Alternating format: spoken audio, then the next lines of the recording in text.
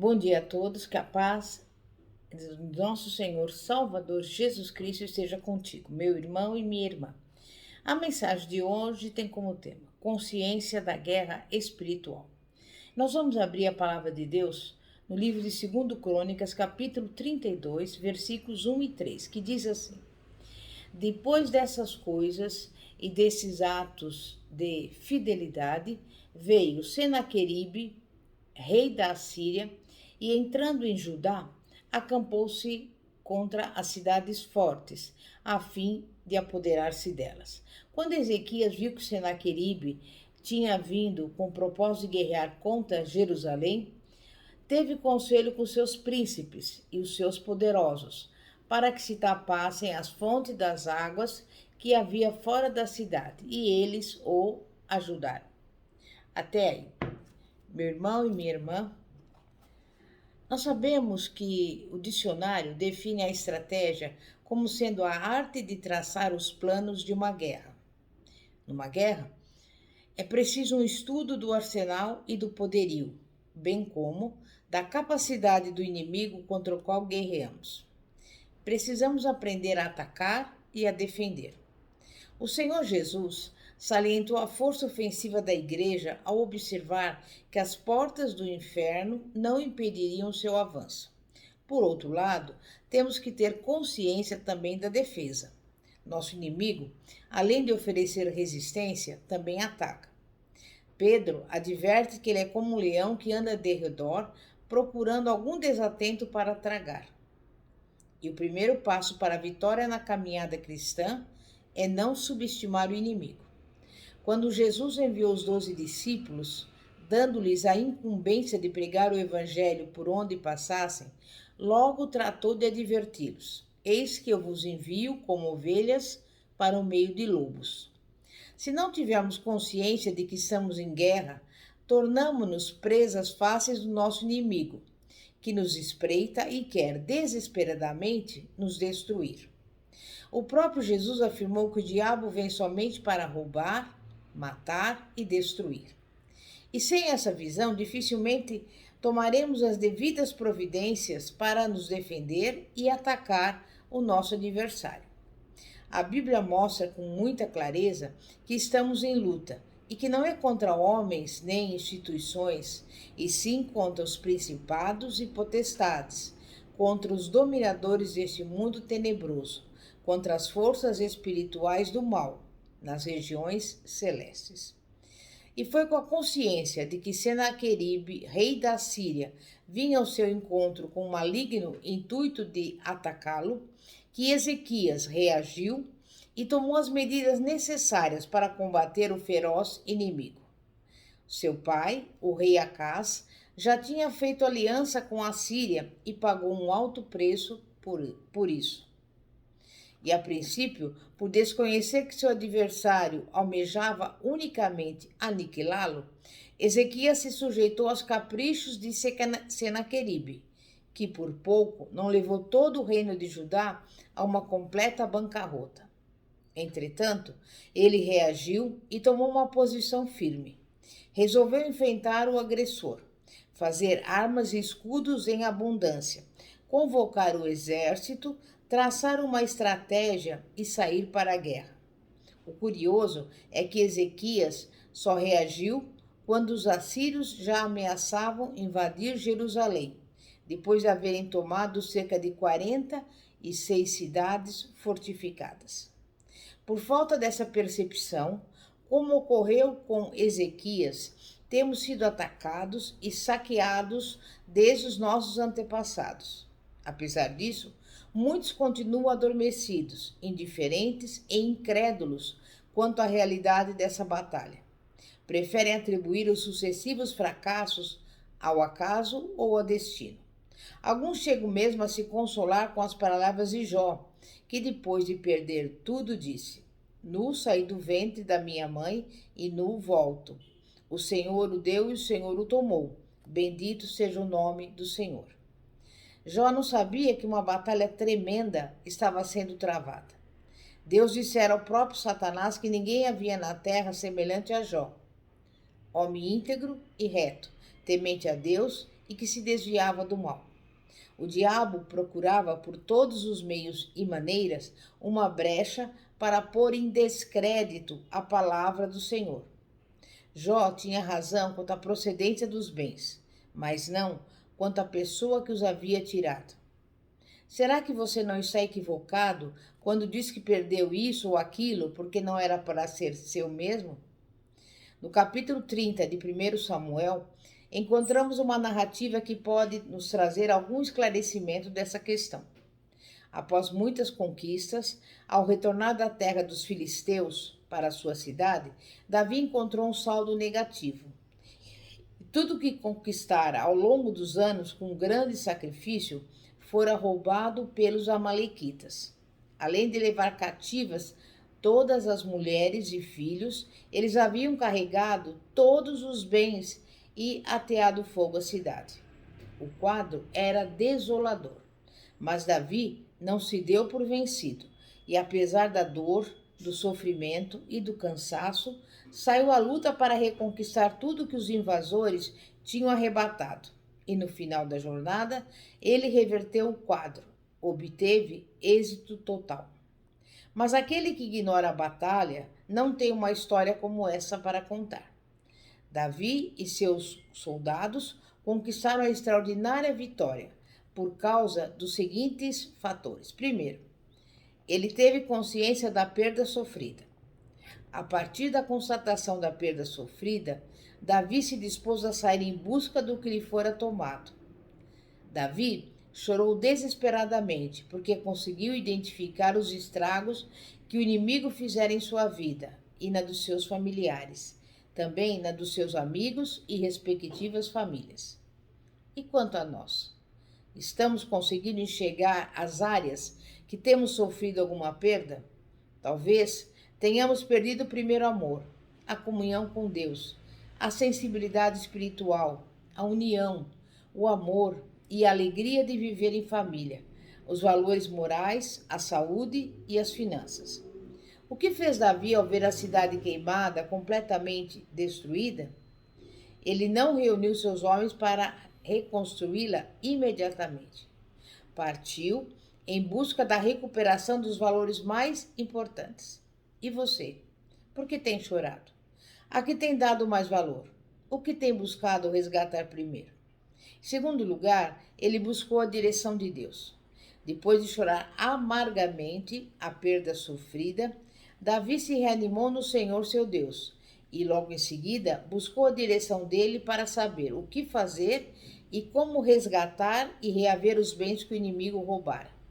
Davi não ficou deprimido, lamentando seu estado de miséria, e nem saiu desesperadamente à procura de uma solução fácil para os problemas, apesar de estar sofrendo ameaça de apedrejamento por parte dos seus amigos mais íntimos. A pessoa que Deus usou para indicar o caminho a Davi foi um servo do Amalequita. Esse homem havia participado de toda aquela tragédia que tanto sofrimento e transtorno causara a Davi e aos seus soldados. Ele adoecera e o seu senhor o deixara pelo caminho para que morresse. Foi através do meio menos esperado que Deus orientou Davi para que ele conseguisse atingir o seu objetivo. Quando buscamos a direção de Deus para alguma área da nossa vida, precisamos estar atentos, com os ouvidos e os olhos abertos, para que possamos ouvir e ver a orientação de Deus. Aquele que antes fora adversário de Davi e que tanto sofrimento lhe causara, agora era parceiro, cooperador e importante aliado no processo de recuperação dos bens perdidos. Muitas vezes, a solução do problema que tanto nos aflige está mais próxima do que imaginamos. Contudo, não o percebemos porque vem de uma fonte que não esperamos. Está escrito: de Nazaré pode sair alguma coisa boa? João capítulo 1, versículos 45 e 46. Perguntou Natanael a Filipe ao ouvir falar a respeito de Jesus. Natanael fora condicionado a pensar que somente de Jerusalém vinham os grandes profetas e, por isso, duvidou da palavra de Filipe. A resposta do nosso problema pode vir através de uma pregação, da leitura da palavra de Deus, de um testemunho, de uma situação boa ou ruim, ou até mesmo de um ímpio ou de uma adversidade. Muitas são as fontes de onde pode brotar a resposta de Deus. E diante dessa gama de possibilidades, devemos ficar atentos, usando sempre o bom senso e o discernimento também, para que possamos perceber o que, através de quem ou de que Deus está a nos dizer. Este é o caminho, andai nele. Então, não se dê por vencido. Reanime-se no Senhor seu Deus e busque a direção dele. Entregue-lhe o seu problema, confie-o a ele. No tempo certo, ele haverá de lhe conceder a bênção e a vitória tão sonhada. Em terceiro lugar, Davi saiu à luta contra o inimigo. Depois de consultar o Senhor se deveria perseguir o bando, Davi obteve a aprovação divina. Então, determinado, partiu no encalço dos inimigos. A força que impelia a perseguir o inimigo era a confiança inabalável na palavra do Senhor. Aqui, Davi não levou em conta a fragilidade do seu exército. Na verdade, todos estavam cansados, a ponto de muitos ficarem para trás por não poderem seguir adiante. Além disso, ele não tomou conhecimento do poderio militar do inimigo, com o qual estavam seus bens. Quantas vezes nos acovardamos e fugimos da peleja? Às vezes, ficamos olhando para nós mesmos e nos julgamos fracos, ou atentamos para o inimigo achando-o forte. Mas confie na palavra do Senhor e entre na batalha. A Bíblia diz que temos 3 inimigos: o diabo, a carne e o mundo. Em quarto lugar, ele lutou até vencer. Sair à luta não é tudo. É apenas o início do processo de resgatar aquilo que o inimigo nos tirou. Uma vez na batalha, é preciso que lutemos até vencer o adversário e trazer de volta tudo o que ele roubou. Foi isso que Davi e os seus soldados fizeram, e é o que nós devemos fazer também. Diz o texto que enquanto Davi e seus companheiros choravam o acontecido até não terem mais forças, os amalequitas encontravam-se espalhados sobre toda a região, comendo, bebendo e fazendo festa por todo aquele grande despojo que tomaram da terra dos filisteus e da terra de Judá. Semelhantemente, o diabo festeja quando você cai, quando ele consegue interromper a sua comunhão com Deus, quando encontra brecha para desajustar o seu lar, quando chega a debilitar a sua saúde e afeta os seus negócios. Ele exulta ao vê-lo chorar diante da situação caótica que tomou conta da sua vida. E a forma de reaver os bens que o inimigo furtou é entrar na batalha e lutar até vencê-lo. Davi voltou mais enriquecido desse combate, espiritual e materialmente, porque além dos bens que foram saqueados, ele trouxe também o despojo dos seus saqueadores. Foi isso também o que aconteceu com Jó. Não podemos deixar em poder do inimigo nem uma unha daquilo que o Senhor nos confiou. Davi tornou a trazer tudo que os amalequitas haviam roubado e mais tarde consagrou os seus bens ao Senhor para a construção do templo. Ignorar essa batalha espiritual é estar alheio à palavra de Deus. Ignorar essa luta é ser aliado do inimigo, mesmo sem o saber e admitir. E se você é um dos que se encontram adormecidos ou indiferentes a essa verdade, veja o que diz a palavra de Deus e comece a combater o bom combate. Está escrito, Efésios 5,14: Desperta, ó tu que dormes, levanta-te dentre os mortos e Cristo te iluminará. Amém? Vamos orar. Santíssimo Deus e poderoso Pai, Pai de nosso Senhor e Salvador Jesus Cristo, Pai, ensina-nos a ouvir atentamente a sua voz, para que possamos, Pai, reconhecer a batalha espiritual que enfrentamos, porque sabemos que o inimigo veio para roubar, matar e destruir, mas o Senhor Jesus veio para nos dar vida e vida em abundância.